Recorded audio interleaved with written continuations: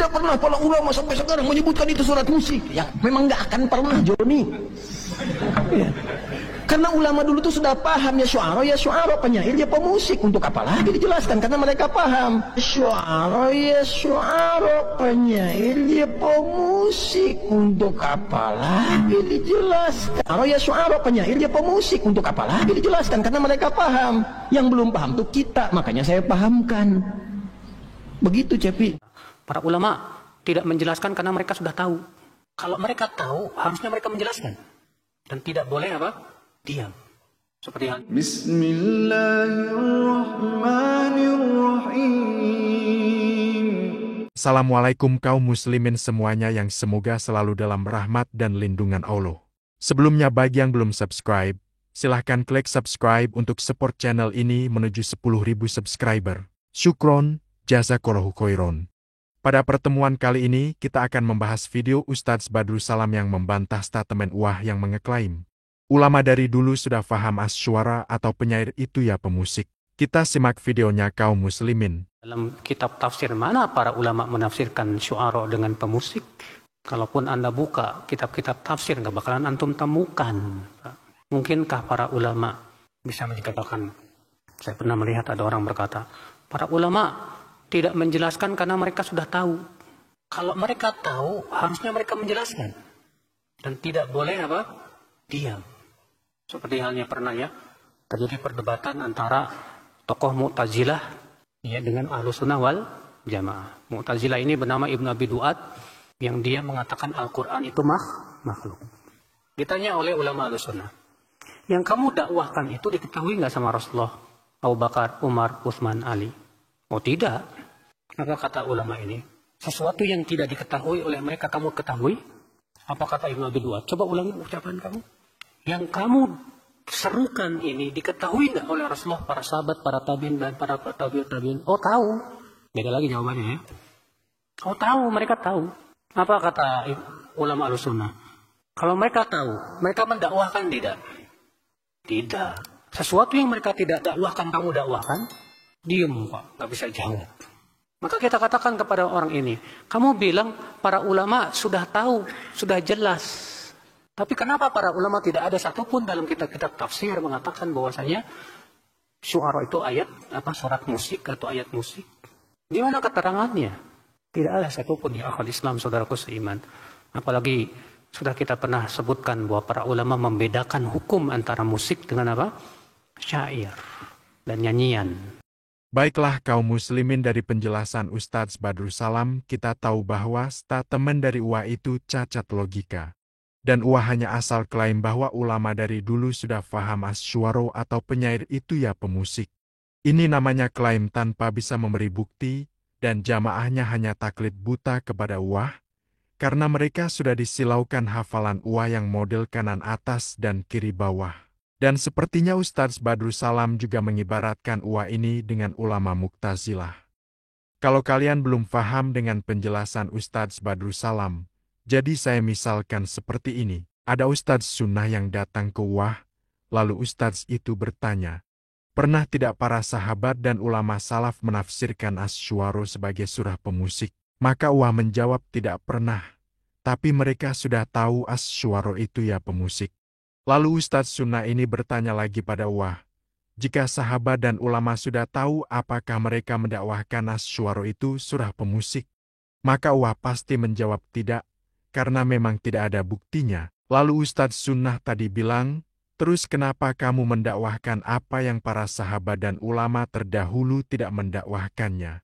Apa berarti kamu merasa lebih pintar dari para sahabat? Nah, jadi seperti itu permisalannya kaum muslimin. Sangat mirip dengan kisah ulama Mu'tazilah yang dijelaskan Ustadz Badrus Salam tadi. Dan ulama-ulama Mu'tazilah itu bukan orang bodoh.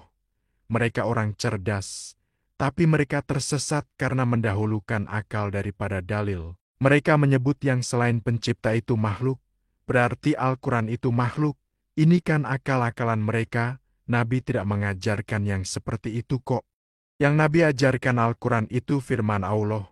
Kita tinggal imani, tak perlu diperumit dan dipermasalahkan. Jadi kaum muslimin, Kalau ulama terdahulu sudah faham bahwa penyair dalam surah Asy-Syu'ara itu ya pemusik, tidak mungkin para ulama ahlu sunnah itu tidak mendakwahkan apa yang mereka ketahui, karena mereka itu jujur dan amanah.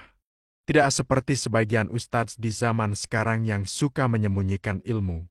Dan lebih parahnya lagi, Uwa ini juga menyebut dia bukan orang pertama yang menyamakan penyair dan pemusik. Katanya Ustadz Badrul Salam duluan. Ya. Kalau bicara tentang apakah syair itu musik, syair itu pemusik atau bukan, saya bukan orang pertama. Ya. Di kalangan teman-teman salafi pun ada yang menyebut syair dengan nyanyian, dengan musik. Coba buka deh Ustadz Yahya Badrul Salam itu ya.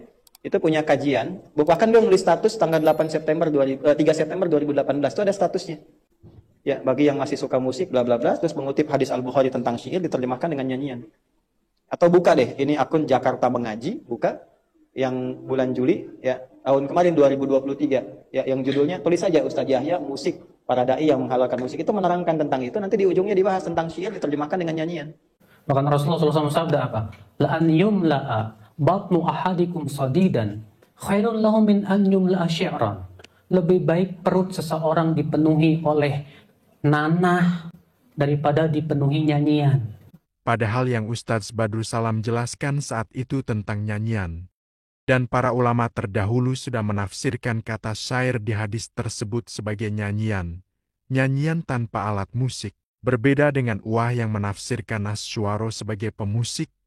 Gak ada satupun ulama, bahkan ulama dari ahli bidah sekalipun gak ada yang mengaitkan Asy-Syu'ara itu kepada orang yang memainkan alat musik. Lagian ulama itu membedakan hukum nyanyian dengan alat musik. Berikut penjelasan Ustadz Badrul Salam tentang hukum nyanyian. Iya.